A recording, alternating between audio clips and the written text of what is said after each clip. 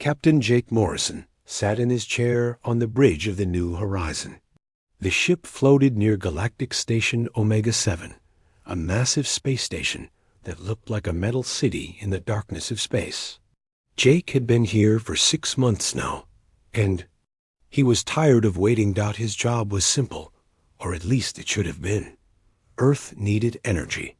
The planet was running out of power sources, and millions of people were suffering. The Kepler 442 system had everything they needed: rich minerals, rare elements, and energy crystals that could power Earth for centuries. All Jake needed was permission to mine there, but getting permission from the Galactic Council was like trying to catch smoke with his bare hands. Lieutenant Casey Brooks walked onto the bridge, carrying a stack of papers. Her face looked tired, and Jake could see the frustration in her eyes. Casey had been working day and night for months, filling out forms and attending meetings with alien bureaucrats who seemed to enjoy making things difficult. How many forms? Today? Jake asked. 15, Casey replied, dropping the papers on her desk. And they want us to redo the environmental impact study. Again, the Zephyrians say our first study didn't consider the effects on crystalline formations that might exist in empty space. Jake rubbed his forehead. The Zephyrians were one of 12 alien species that controlled the Galactic Council. Each species had their own department, their own rules, and their own ways of making life difficult for humans. The Zephyrians were obsessed with environmental protection, even in places where there was nothing to protect. What about the Crystalline Collective? Jake asked. They want all our mining crew to take cultural sensitivity training. 3 months of classes about respecting sacred void spaces. Apparently, empty space between stars is sacred to them. Jake stood up and walked to the window. Outside, he could see alien ships coming and going from the station. Most of them belonged to species that had been part of the galactic community for thousands of years. Humans were newcomers, and it showed in how they were treated. The mantoid hegemony wants something too, Casey continued. They insist on psychic evaluations for every human worker. They think our minds are too chaotic for mining operations. Jake turned back to Casey. How long have we been at this? 6 months, 2 weeks, and 3 days, she answered without looking at her notes. We filed 247 forms, attended 52 committee meetings, and translated documents into 9 different alien languages, and were still no closer to getting approval. The door to the bridge opened, and Dr. Ben Parker walked in. Ben was the ship's science officer, a quiet man who usually stayed in his lab, but today he looked angry. They rejected our geological survey, Ben said. The Vorthan Assembly says we need to study the psychological impact of mining on nearby. Space whales? Space whales? Jake asked. Large creatures that live in the void between planets. They're intelligent, apparently. The Vorthans want us to hire space whale psychologists to make sure our mining won't hurt their feelings. Casey laughed, but it wasn't a happy sound. Space whale psychologists. Of course they do. Jake had heard enough. He walked to the communication console and opened a channel to the council station. The screen flickered to life, showing the face of High Administrator Zix Thala, a Zephyrian with crystal-like skin and multiple eyes. Greetings, human captain, Zix Thala said in a voice that sounded like wind chimes. I trust you are enjoying your stay at our station? Administrator, Jake said, trying to keep his voice calm. I'm calling about our mining request. It's been 6 months. My people are dying while we wait for your approval. Zix Thala's crystals shifted color slightly. Patience, Captain Morrison. The Council takes all requests seriously. We must ensure that primitive species understand the complexities of galactic governance. The word primitive hit Jake like a slap. He had commanded starships, led diplomatic missions, and helped establish first contact with 3 different species. But to the Council, Humans were still just primitive newcomers who needed to be taught their place. Our request is simple, Jake continued. We want to mine in an uninhabited system. No one lives there. No one claims it. We're not asking for anything unreasonable. Ah, but you see, Sixthala said, his crystals now glowing with what Jake had learned was amusement. Simplicity is the enemy of proper procedure. Each form serves a purpose. Each committee provides necessary oversight. Each delay ensures that all aspects have been considered. And while you consider all aspects, people are dying on Earth. Death is unfortunate, but order is eternal. The Council has maintained galactic peace for 10,000 years through careful bureaucracy. We will not change our ways for the convenience of one young species. The communication ended, leaving Jake staring at a blank screen. He stood there for a long moment, feeling the weight of 6 months of frustration pressing down on him. Behind him, Casey and Ben waited quietly, knowing their captain was reaching his breaking point. Jake thought about Earth. He thought about the power shortages, the rationing, the families living in darkness while politicians argued about energy policy. He thought about the Kepler 442 system, rich with everything they needed, sitting empty while bureaucrats debated the feelings of space whales. He thought about the months of paperwork, the endless meetings, the condescending attitudes of alien officials who treated humans like children, asking for permission to play in the yard. He thought about all the time wasted, all the opportunities lost, all the lives that could have been saved if the Council had simply said yes 6 months ago. Finally, Jake turned to face his crew. Casey and Ben looked at him with hope in their eyes, hoping their captain had found a new approach, a different form to fill, another committee to convince. Instead, Jake Morrison looked at his crew and said the words that would change everything. Fine, I'll do it myself. The bridge fell silent. Casey and Ben stared at their captain, not sure they had heard correctly. Outside the window, alien ships continued their peaceful journeys, unaware that the galaxy was about to change forever. Jake walked back to his chair and sat down. For the first time in 6 months, he felt calm. The answer had been obvious all along. He just needed to stop asking for permission and start taking action. Casey, he said, his voice steady and sure. Open a channel to Earth. I need to speak with Admiral Carter. Sir? Casey asked, her voice uncertain. We're done waiting. Jake said, it's time to show the galaxy what humans can do when they stop asking nicely and start doing what needs to be done. Admiral Lisa Carter appeared on the communication screen 12 hours later. Her gray hair was pulled back in a tight bun, and her uniform was perfectly pressed despite the early hour on Earth. Jake had known Lisa for 15 years, and he could see the exhaustion in her eyes. The energy crisis was taking its toll on everyone. Jake, Lisa said, her voice tired but alert, your message was interesting. Tell me more about this plan. Jake stood straighter. Admiral, we've been playing by their rules for 6 months. We've filled out every form, attended every meeting, and jumped through every hoop they've put in front of us. Meanwhile, Earth is running out of power and people are suffering. I'm aware of the situation, Lisa replied. But breaking galactic law isn't something we can do lightly. The Council has weapons, Jake. They have allies.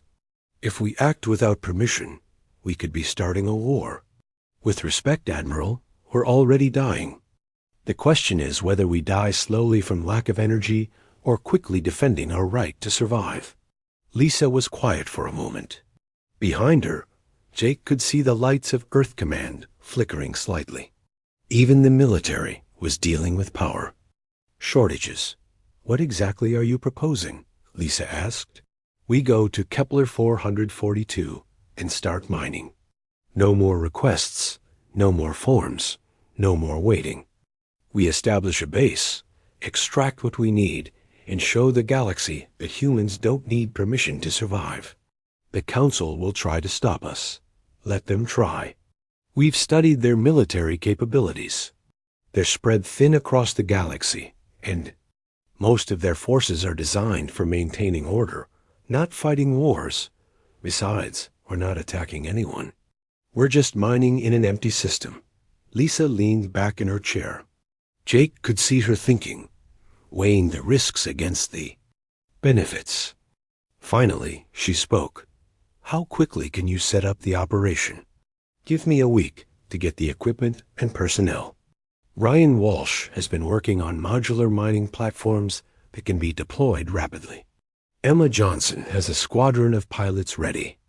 To provide security, Dr. Parker has already completed environmental surveys that are better than anything the Council has ever produced. And if the Council objects, then we deal with that when it happens. But Admiral, we can't keep waiting for them to give us permission to save our own people. Lisa nodded slowly. You'll have full Earth Fleet support. I'm authorizing operation. Bootstrap. Take whatever ships and personnel you need. Thank you, Admiral. Don't thank me yet, Jake. If this goes wrong, we'll both be remembered as the people who started the first Galactic War. The transmission ended, leaving Jake alone with his thoughts. He had just committed humanity to a course of action that would either save Earth or destroy it. There was no middle ground dot within hours. The new horizon was buzzing with activity. Engineer Ryan Walsh arrived with a team of specialists and 3 massive cargo ships filled with mining equipment. Ryan was a thin man with calloused hands and oil stains on his uniform. He looked tired but excited. Captain, Ryan said, showing Jake holographic displays of the mining platforms. These babies can be assembled in space and operational within a week. Each platform can extract and process raw materials at a rate that would make the Council's approved operations look like children playing in a sandbox. Pilot Emma Johnson joined them on the bridge. Emma was young, maybe 25, with short, blonde hair and the confident smile of someone who had never met a challenge she couldn't handle. Behind her came 12 other pilots, all handpicked for their skills and their willingness to take risks. We're ready, Captain, Emma said. My squadron can provide security for the mining operation and escort the cargo ships. If the Council wants to play games, we'll show them what human pilots can do. Dr. Ben Parker had been busy too. He brought detailed surveys of the Kepler 442 system, complete with mineral assessments, environmental impact studies, and safety protocols. His work was more thorough than anything the Council had ever required. The system is perfect for our needs, Ben reported. 3 planets with rich mineral deposits, 2 asteroid belts full of rare elements, and a gas giant that can provide fuel for our ships. We can establish a self-sustaining operation that will supply Earth for generations. Jake looked at his team. These were good people, skilled professionals who were willing to risk everything for the chance to save their own world. He felt a surge of pride in human determination and ingenuity. All right, people, Jake said. We're going to do something that's never been done before. We're going to ignore the Galactic Council and do what's right for humanity. This won't be easy, and there will be consequences. But sometimes doing the right thing means breaking the rules. The fleet departed 3 days later. 6 ships in total, the New Horizon, 3 cargo vessels carrying mining equipment, and 2 escort ships. It wasn't a large force, but it was enough to get the job done. The journey to Kepler 442 took 4 days. During that time, Jake and his team refined their plans and prepared for any obstacles they might face. They knew the Council would eventually discover their operation, but they intended to be well established by then. The Kepler 442 system was beautiful in its emptiness. 3 rocky planets orbited a yellow star, similar to Earth's sun. The first planet was too close to the star, a barren world of rock and metal. The second planet was in the habitable zone, but had no atmosphere. The third planet was cold and distant. Covered in ice and methane dot between the planets, asteroid belts drifted in slow orbits around the star. The asteroids were rich in rare elements that Earth desperately needed. The gas giant in the outer system could provide fuel for their ships. It was perfect for their needs. Beginning deployment, Ryan announced over the communication system. Platform Alpha will be operational in 6 hours. Jake watched through the bridge windows as the mining platforms took shape. Robotic assemblers worked with mechanical precision, connecting nodules and installing equipment. Within hours, what had been empty space was transformed into a bustling industrial complex. The first mining platform came online exactly 6 hours after deployment began. Automated systems began extracting ore from nearby asteroids, processing it into refined materials, and loading it onto cargo ships. The operation was efficient, clean, and profitable. Platform Alpha is at full capacity, Ryan reported. We're extracting more raw materials in one day than the Council's approved operations manage in a month. Emma's pilots maintained security. Patrols around the mining platforms. Their ships moved with the precision of a military formation, but there was joy in their flying. They were finally doing something important, something that would make a difference. Dr. Parker monitored the environmental impact of their operations. His sensors detected no damage to the local ecosystem, mainly because there was no ecosystem to damage. The system was empty except for rocks and gas. Environmental impact is minimal, Ben reported. We're actually cleaner than the Council's approved operations. Our recycling systems are more efficient, our waste disposal is better managed, and our energy usage is optimized. 3 weeks after beginning operations, the first cargo ship departed for Earth, its holds filled with enough rare elements to power half the planet for a year. Jake stood on the bridge, watching the ship disappear into hyperspace, feeling a satisfaction he hadn't experienced in months.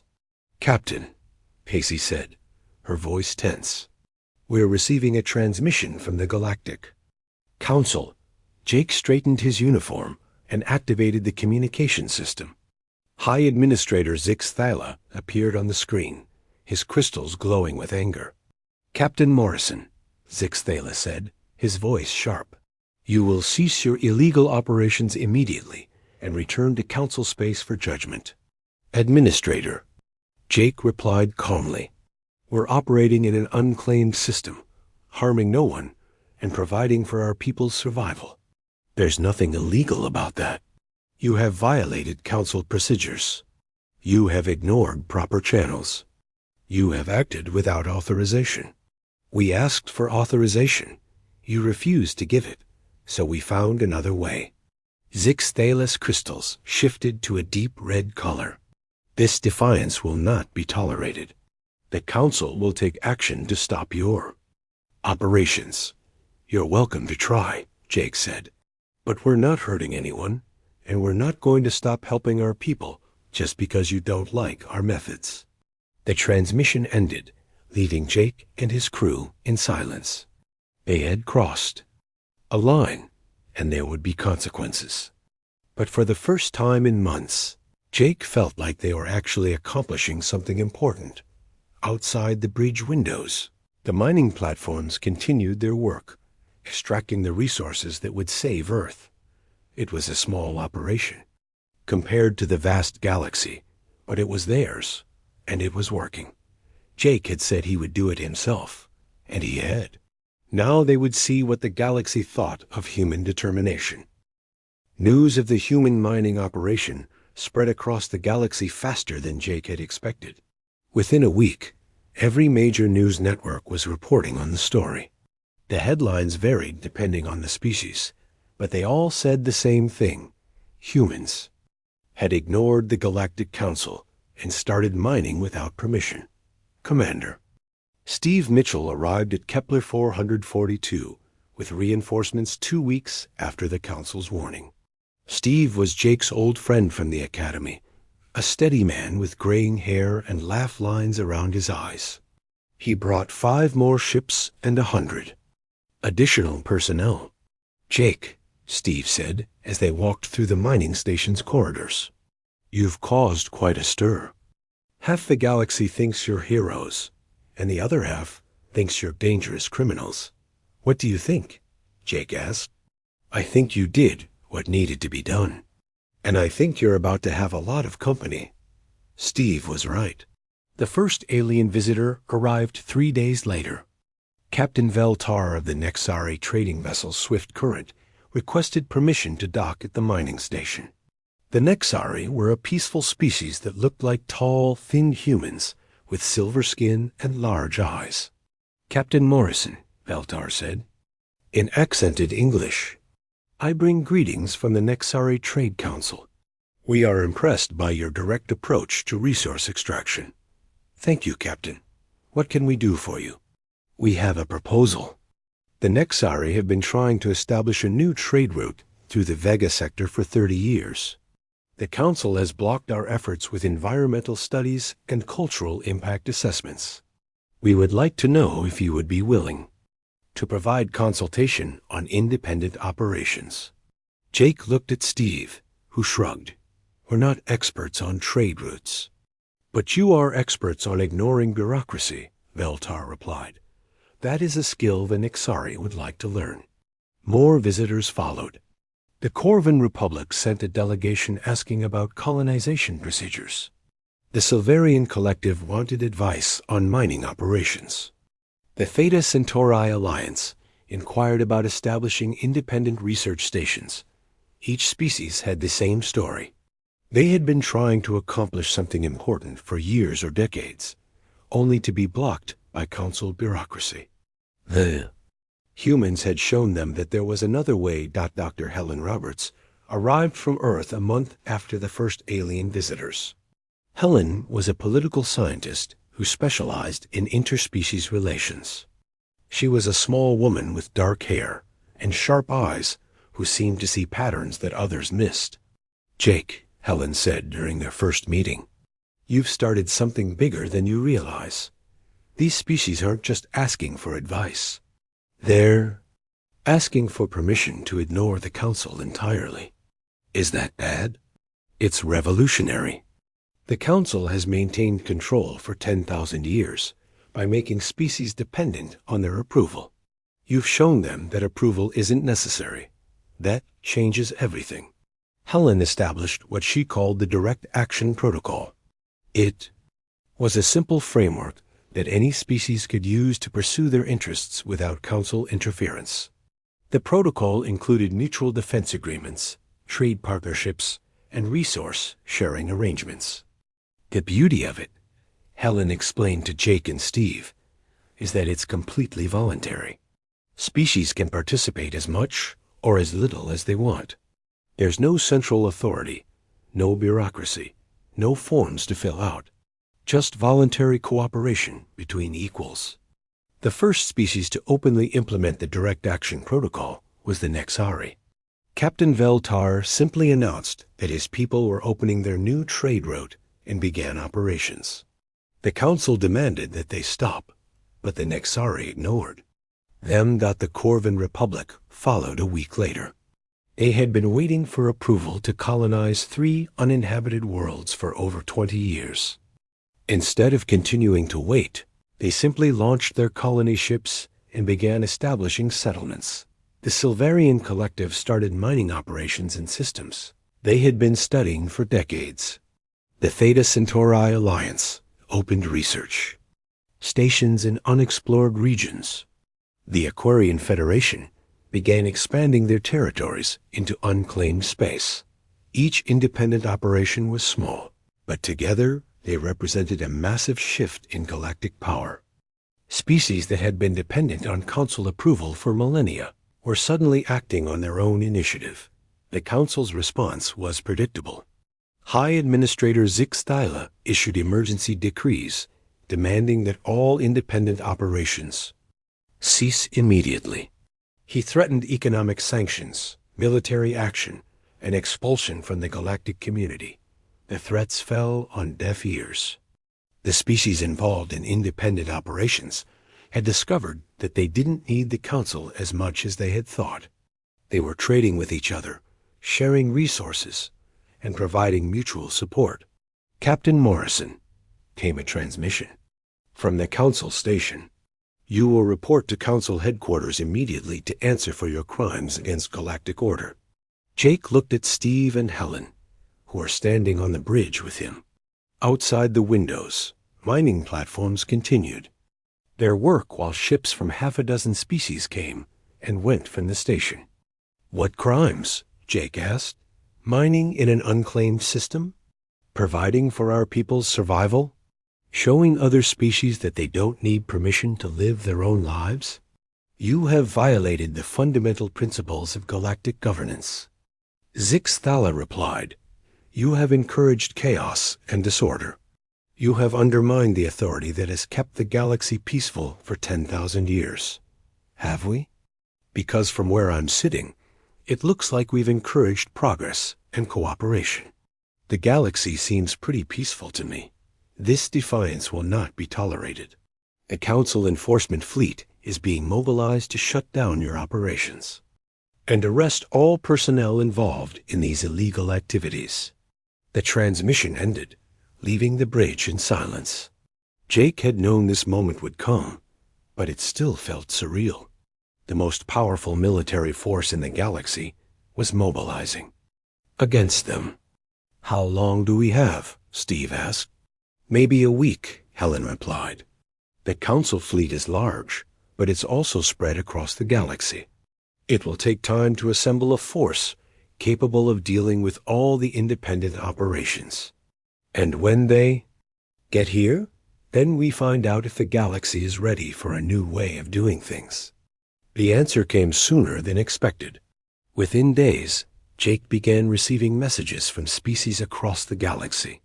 Many were offering support, but others were simply asking for advice on how to deal with Council pressure. The Draconian Empire, one of the most powerful species in the galaxy, sent a message that surprised everyone. The Empire recognizes the right of species to pursue their own interests without external interference. We will not participate in Council military actions against independent operations. The Ethereal Collective, Masters of Advanced Technology, made a similar announcement. So did the Crystalline Confederation and the Void Walkers. "Jake," Helen said, her voice excited, "do you realize what's happening? The Council's authority is collapsing. Species that have been part of the system for thousands of years are refusing to enforce their rules." The Council fleet finally arrived at Kepler 442 2 weeks later. It was an impressive sight, dozens of ships from multiple species, all bristling with weapons and authority. But as they approached the mining station, they found something unexpected. The human operation was no longer alone. Ships from the Nexari, the Corvin Republic, the Silvarian Collective, and 8 other species had positioned themselves around the mining platforms. It wasn't a military formation, but it was clearly a statement of support. "This is Council Fleet Commander Therixis," came a transmission from the lead ship. "All vessels will stand down and prepare to be boarded. Independent operations in this system are hereby terminated by order of the Galactic Council." Jake looked around the bridge at his crew. Casey was at her station, calm and professional. Steve stood beside him, ready for whatever came next. Helen was monitoring communications from across the galaxy, coordinating with species that had never worked together before. "This is Captain Morrison," Jake replied. "We're conducting legal mining operations in an unclaimed system. We're not threatening anyone, and we're not going to stop. Captain, you are outnumbered and outgunned. Surrender now, and your people will be treated fairly. Commander, you're surrounded by species that are tired of being told what they can and can't do. Fire on us, and you'll be starting a war with half the galaxy." The standoff continued for hours. Neither side was willing to fire the first shot, but neither was willing to back down. The Council fleet had the firepower to destroy the mining station, But doing so would mean attacking civilians from multiple species. The Independent Alliance had the moral high ground, but they were still outnumbered. The breakthrough came from an unexpected source. Dr. Parker, who had been monitoring Council communications, made a discovery that changed everything. "Jake," Ben said, his voice urgent. "You need to see this. The Council fleet commanders are arguing among themselves. Half of them don't want to attack civilian mining operations. The other half are worried about the political consequences. What does that mean? It means they're not united. Some of the species in the Council fleet are having second thoughts about enforcing rules that their own people think are unfair." Jake smiled for the first time in weeks. The Council's greatest weakness was becoming apparent. They had built their authority on the Konzan. High Administrator Zix Thala stood in the Council's emergency session chamber, his crystalline form flickering with anger and desperation. Around him, representatives from the 12 founding species of the Galactic Council argued in voices that ranged from whispers to roars. "Order!" Zix Thala commanded, his voice cutting through the chaos. "We face the greatest threat to galactic stability in 10,000 years. These humans have started a rebellion that threatens everything we have built." Representative Korth of the Mantoid hegemony clicked his mandibles nervously. "Half our enforcement fleet has abandoned their posts. 3 Council member species have declared neutrality. The Draconian Empire is openly supporting the independence. We are losing control. Then we must take drastic action," declared Ambassador. Flux of the ethereal collective, her energy form pulsing with determination. "If we cannot control the galaxy through traditional means, we will simply shut it down." The chamber fell silent. Even in their desperation, the idea of activating this Galactic Preservation Protocol was extreme. The system had been built millennia ago as a last resort, a way to preserve Council authority if the galaxy ever faced complete collapse. "The protocol has never been used," whispered Elder Sarn of the Void Walkers. "We do not know what the consequences might be." "The consequences of inaction are clear," Zix Thala replied. "The humans have shown other species that they do not need us. If we allow this rebellion to continue, the Council will become irrelevant. The protocol will force them to remember why they need central authority." The vote was close, but the protocol was activated. Ancient systems built into the galaxy's infrastructure came online for the first time in 10,000 years. Hyperspace lanes that had carried trade and communication for millennia suddenly filled with impenetrable energy barriers. Communication networks that connected billions of worlds went dark. The galaxy was being systematically divided into isolated pockets. At the mining station in Kepler 442, the effects were immediate and terrifying. Communications Officer Casey Brooks was monitoring routine traffic when every signal suddenly stopped. "Captain," she called out, her voice tight with worry. "We've lost contact with Earth. All hyperspace communications are down." Jake Morrison rushed to the communication console. The screen showed nothing but static where there should have been busy channels of galactic commerce and chatter. "What about the other stations?" "The trading posts?" "Nothing, sir. It's like the entire galaxy has gone quiet." Commander Steve Mitchell arrived on the bridge moments later, his face grim. "Jake, we've got a problem. The hyperspace lanes are blocked. Solid energy barriers across every major route. Our ships can't get through." Dr. Helen Roberts looked up. From her console, her face pale. "This is the Galactic Preservation Protocol. I've read about it in historical documents, but I never thought the Council would actually use it. What does it do?" Jake asked. "It locks down the galaxy. Hyperspace travel becomes impossible. Communications are cut. Trade stops. The idea is to force rebellious species back to the negotiating table by making them dependent on Council-controlled resources." Jake stared out at the mining platforms, where work continued despite the crisis. How long can we last? That depends on how quickly we can adapt, Helen replied. The protocol was designed to starve out rebellions in a matter of months. Species would be forced to surrender when they ran out of imported food, fuel, or technology. But we're not just one species anymore, Steve pointed out. We have allies. Allies we can't contact or reach, Casey added grimly. The true scope of the crisis became clear over the following days. The mining station, which had been a hub of activity, with ships from dozens of species, was now cut off from the galaxy. The few alien vessels that had been docked when the lockdown began were stranded. Captain Veltar of the Nexari found Jake in the station's conference room, studying engineering reports. The silver-skinned trader looked tired and worried. Captain Morrison, Veltar said, my people have experience with energy barriers from our merchant travels. These walls in hyperspace are powered by quantum field generators. Breaking through them would require enormous amounts of energy. How enormous?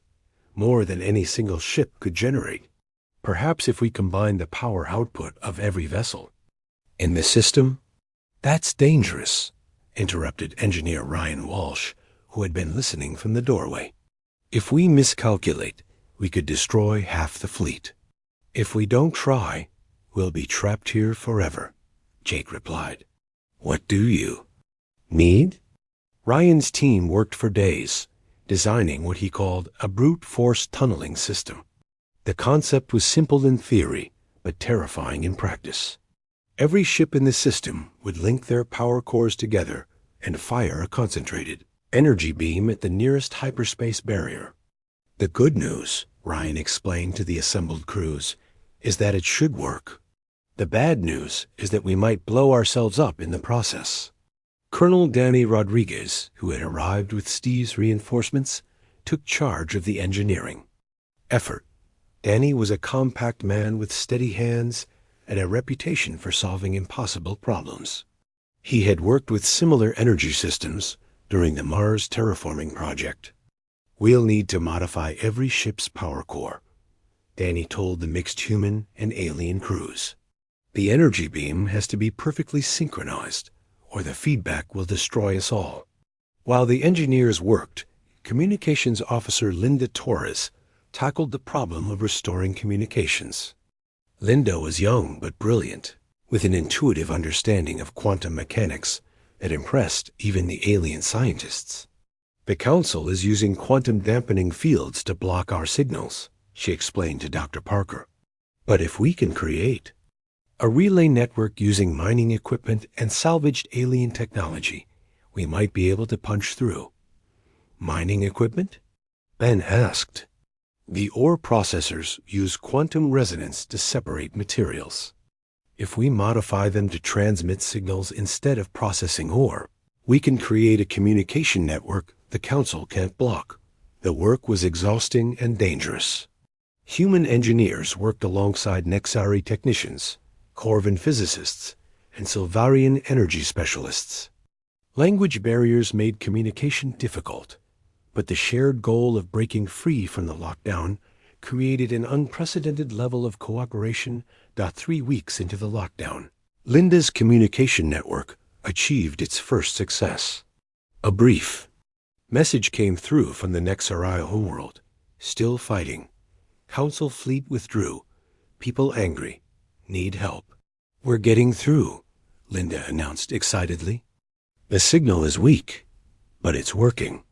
More messages followed over the next few days. The Corvin Republic reported that their colony ships had been trapped in hyperspace when the barriers activated. The Silvarian Collective had lost contact with half their mining operations. The Theta Centauri Alliance was rationing food and fuel, but the messages also brought hope. Species across the galaxy were adapting to the lockdown, finding ways to survive without Council support. Local governments were taking control of essential services. Independent manufacturers were producing goods that had previously been imported. The galaxy was learning to function without central authority. The Council made a mistake, Helen observed during a strategy meeting. They thought isolating us would make us desperate. Instead, it's making us self-reliant. The breakthrough came 6 weeks into the lockdown. Danny's team successfully tested their energy beam on a small barrier in the outer system. The concentrated power burst created a temporary hole in the energy field, allowing a scout ship to pass through. "It works," Danny reported, his voice hoarse from exhaustion. "We can break through the barriers. The holes only last for a few minutes, but it's enough to get ships through." "How many ships can we move?" Jake asked. "One at a time, and we'll need to recharge the system between attempts, but we can start reconnecting the galaxy." The first ship through the barrier was an XRE courier carrying messages and supplies to their isolated colonies. The second was a human medical ship heading to a Corvan colony that had reported a medical emergency. Word of the breakthrough spread through Linda's communication network. Within days, isolated pockets of the galaxy were reporting similar attempts to break through the barriers. The techniques developed at Kepler 442 were being shared and modified by species across the galaxy. The Council's response was swift and desperate. New barriers appeared faster than the old ones could be broken. Quantum dampening fields were strengthened. Communication networks were targeted with electronic warfare systems, but the damage was already done. The galaxy had learned that the Council's control was not absolute. Species that had been completely dependent on central authority for millennia were discovering they could survive on their own.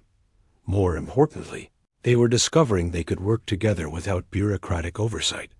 The alliance that had formed around the human mining operation was spreading, connecting isolated pockets of resistance across the galaxy. "Captain," Casey reported during one of their daily briefings, "we're receiving messages from over 200 independent operations, mining stations, colonies, research facilities, trading posts. They're all using our communication protocols and energy-breaking techniques." Jake looked at the tactical display showing the galaxy-wide network of independent operations. What had started as a simple mining project had become a revolute. The lockdown lasted exactly 8 months and 12 days before the final barriers collapsed. When they did, the galaxy that emerged was fundamentally different from the one that had been sealed away. Admiral Jake Morrison stood on the observation deck of Independence Station, the massive space facility that had grown around the original mining operation. Through the transparent aluminum windows, he watched ships from dozens of species come and go without requiring permits, environmental assessments, or committee approvals. It had taken 3 months of negotiations to establish the Free Alliance Charter. The talks had been held in open space, aboard a collection of ships from every major species in the galaxy. No single government had controlled the discussions, and no bureaucratic procedures had slowed the process. The charter was remarkably simple compared to the old Council regulations. Species could pursue their own interests as long as they didn't harm others.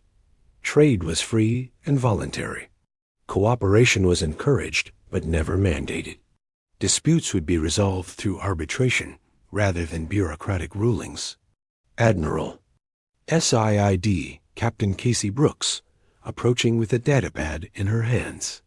Casey had been promoted after her exceptional work during the crisis, and now served as Jake's chief of staff. The quarterly trade reports are in. Galactic commerce is up 300% compared to pre-lockdown levels. 300%? Turns out that when you don't have to spend months getting permission to trade, people trade a lot more. The Nexari alone have opened 50 new shipping routes in the past year. Jake smiled, remembering the months of frustration when Captain Veltar had been trying to get approval for a single new route. Now the Nexari were the most successful trading consortium in the galaxy, and their success had lifted dozens of other species with them. Commander Steve Mitchell joined them on the observation deck. Steve now coordinated security for the Free Alliance, a job that was surprisingly easy, when most conflicts could be resolved through negotiation rather than military action. "Any word from the old Council worlds?" Jake asked. "Slowly coming around," Steve replied. "The Mantoid hegemony signed the charter last week. The Crystalline Collective is sending a delegation next month. Even the Zephyrians are making inquiries about joining. And Zixthala? Still on his homeworld, as far as we know. Apparently, he's writing his memoirs. Something about the challenges of governance in a changing galaxy." Dr. Helen Roberts approached from the station's political center. Helen had become the Alliance's foremost expert on interspecies cooperation, and her direct action protocol had been adopted by hundreds of species across the galaxy. "Jake," she said, her voice excited, "I've got news from the frontier sectors. 3 new species have made contact with Alliance traders. They want to join the charter without going through any council procedures." "What's their story?" "They've been isolated for centuries because the council never got around to approving first contact protocols. Now they're free to introduce themselves and establish relations on their own terms." Jake nodded. The old council system had been so focused on control that it had often prevented beneficial contact between species. The new system encouraged exploration and first contact, leading to an explosion of new relationships and discoveries. Engineer Ryan Walsh's voice came over the station's communication system. "Admiral Morrison to Engineering Bay 7, please. We've got something you need to see." Jake and his staff made their way through the station's corridors. Independence Station had grown far beyond its original mining focus. It now housed research, laboratories, diplomatic facilities, trade centers, and manufacturing complexes. Species from across the galaxy worked side by side on projects that would have taken decades to approve under the old system. In Engineering Bay 7, Ryan stood beside a massive holographic display showing the galaxy's hyperspace network. The display was covered in green lines representing active trade routes, blue dots showing research stations, and yellow markers indicating new colonies. "Take a look at this," Ryan said, his voice filled with pride. "This is what the galaxy looks like after 1 year of the Free Alliance Charter." The display was stunning. Where once there had been a few dozen heavily regulated shipping lanes, there were now thousands of routes connecting every inhabited system. Where there had been perhaps 100 authorized research stations, there were now over 3,000. New colonies had been established at a rate 10 times faster than under council rule. "The beautiful thing," Ryan continued, "is that it's all organic. No central planning, no bureaucratic oversight. Species see opportunities, and they pursue them. They see needs, and they fill them. The galaxy is actually governing itself." Dr. Ben Parker joined them, carrying a report from his scientific monitoring station. "The environmental impact has been positive, too. The new mining and manufacturing techniques developed through Alliance cooperation are cleaner and more efficient than anything the Council ever approved." "Because people can innovate," Helen added. "Under the old system, if you wanted to try a new approach, you had to convince a committee of bureaucrats who didn't understand the technology. Now, if you have a good idea, you can just implement it." Communications. Officer Linda Torres called out from her station.